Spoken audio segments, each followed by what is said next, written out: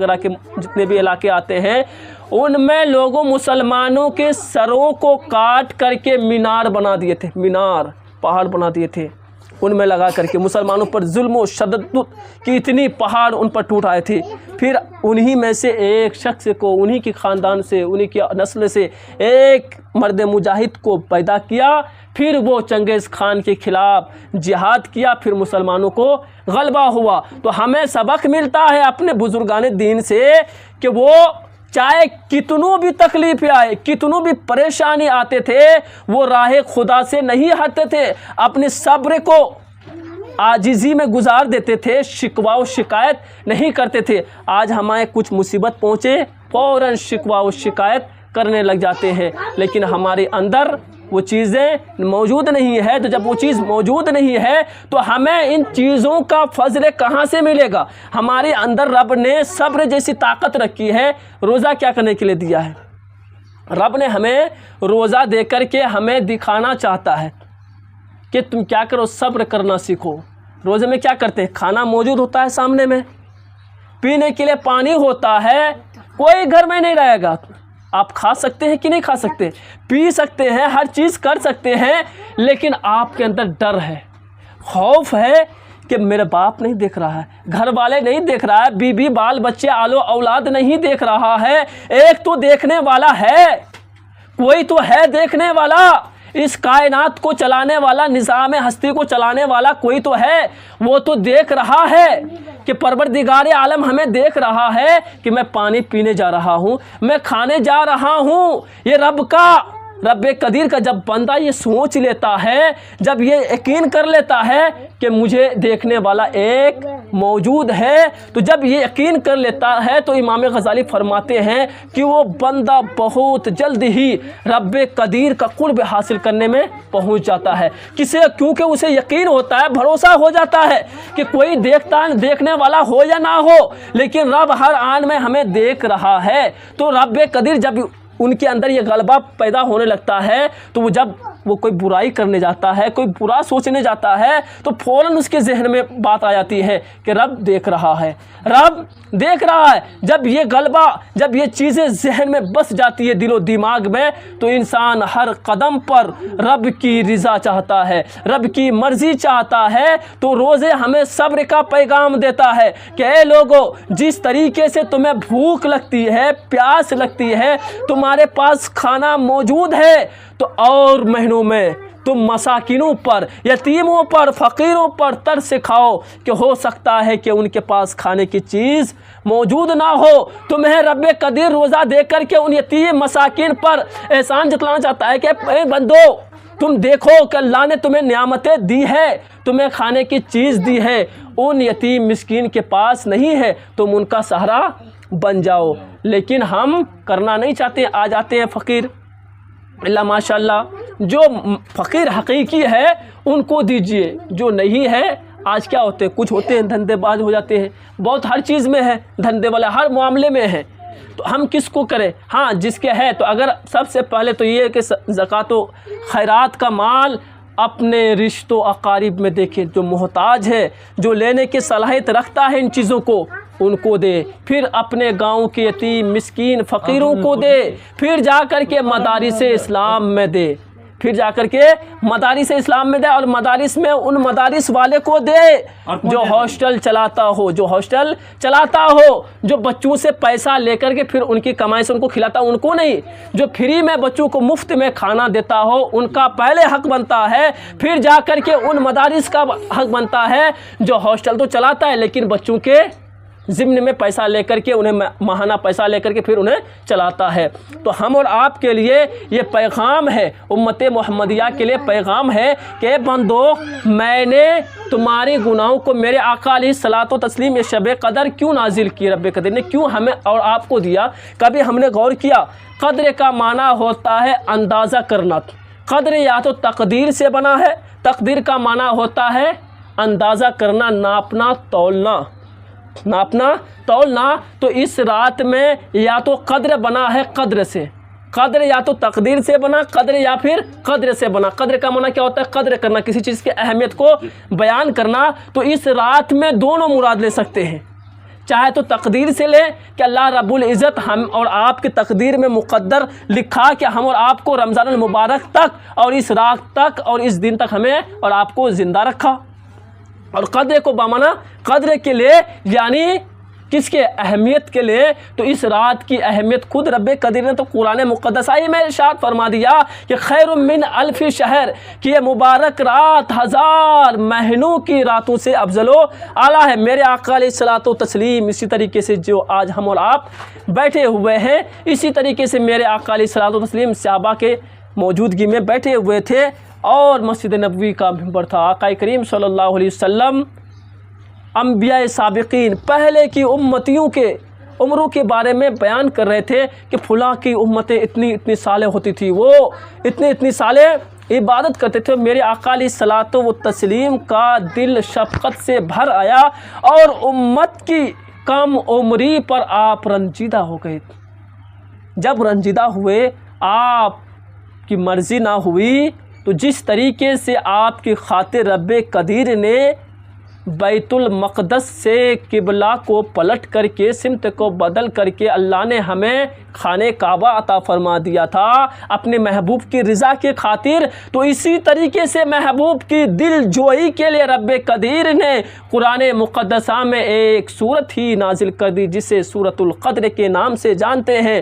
اور اس قدر میں, اس سورت میں, پوری سورت میں رب قدیر نے جس کی سب سے زیادہ فضیلت بیان کی ہے اس کیا ہے کہ خیر من الف شہر, کہ اس کی رات کی فضیلت یہ ہوگی کہ 1000 سال کی عبادتوں سے زیادہ ہوگی. حضرات محترم, اسی صورت میں فرشتوں کا ذکر آیا ہے کہ اس صورت میں رب قدیر ارشاد فرماتا ہے کہ اللہ کے حکم سے حضرت جبرائیل علیہ السلام اور فرشتے آتے ہیں.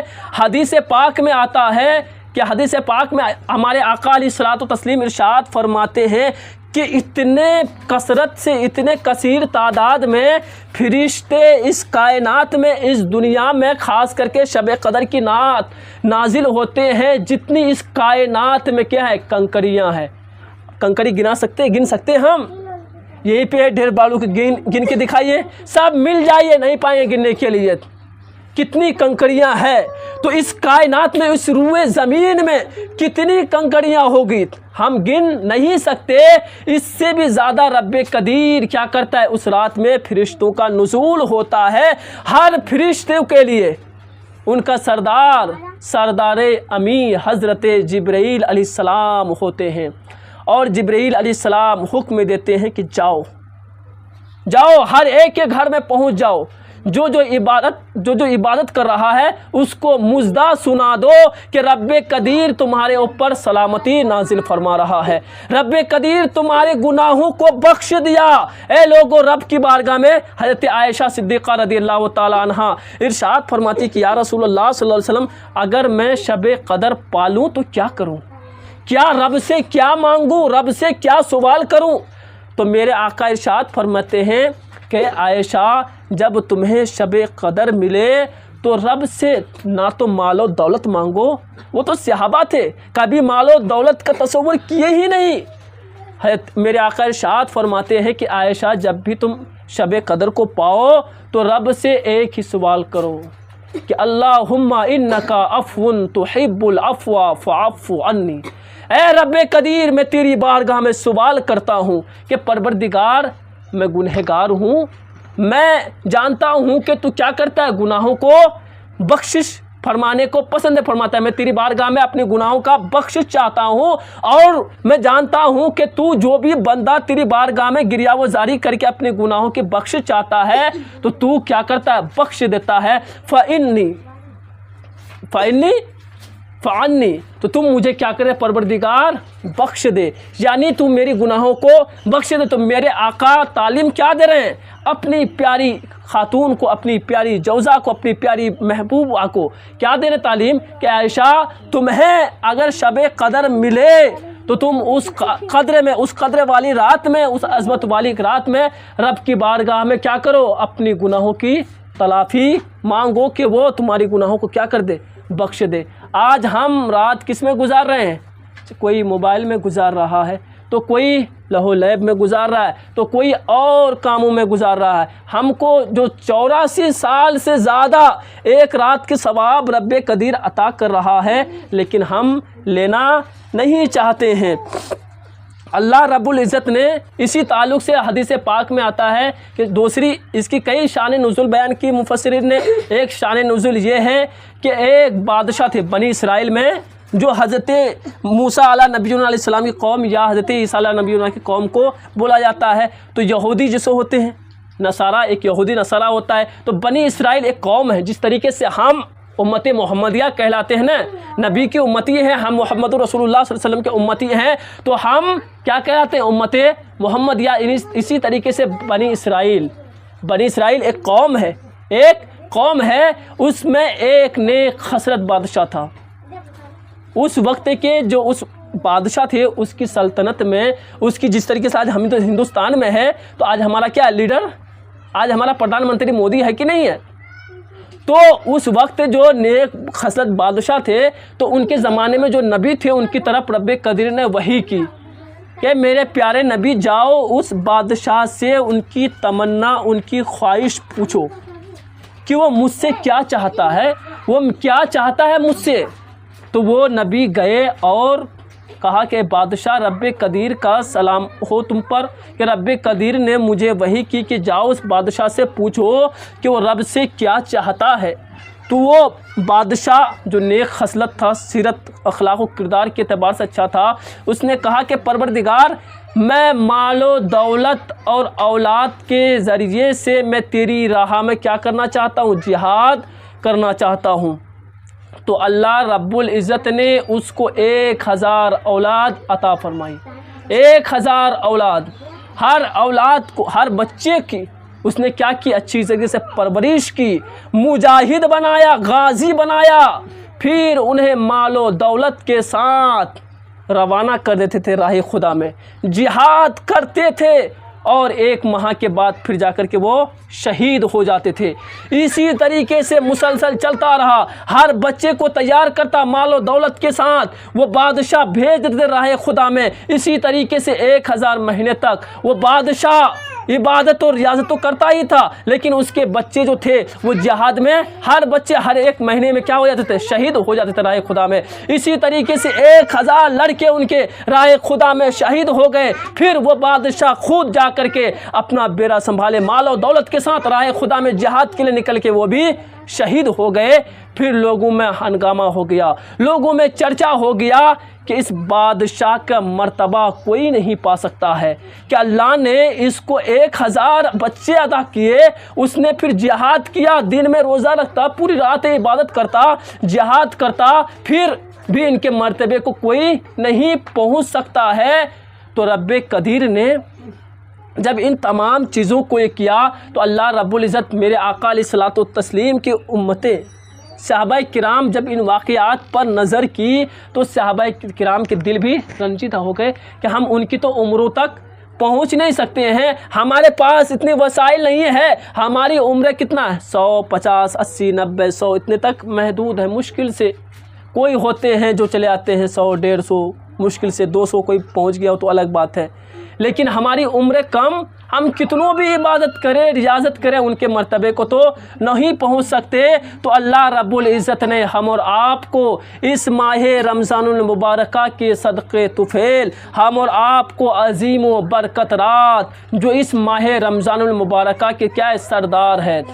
سردار ہے شب قدر، جسے شب قدر کہتے ہیں۔ اور شب قدر کو دیکھیے، 2 سردار جمع ہو گئے۔ کبھی ہم نے غور کیا کہ ایک ہی دن، ایک تو فضیلت والے دن تو ہی ہے، پورا مہینہ تو فضیلت تو ہے ہی ہے، تمام مہینوں کا سردار ماہ رمضان، پھر ماہ رمضان المبارکہ میں جو سردار ہے، ان میں جو دین ہے وہ شب قدر ہے، اور ان دنوں میں ان راتوں میں جو ہے تو شب قدر ہے، اور پھر تمام دنوں میں سب سے جو زیادہ معتبر اور سردار ہے تمام دنوں کا۔ حدیث میں آتا ہے کہ جمعہ کیا ہے؟ تمام دنوں کا سردار ہے۔ تو دیکھو ایک ہی چیز میں، ایک ہی مہینے میں 3 چیزیں ہمیں اللہ نے عطا کی، جو کہ کیا ہے؟ سب سے مضبوط اور اہم ہے۔ تمام اپنی سرداریت کو اپنی اپنی جگہ پر نافذ کر رہا ہے۔ ماہ رمضان خود اپنی سرداریت کے صدقے سے ہم اور آپ کو فیوز و برکات سے نواز رہا ہے۔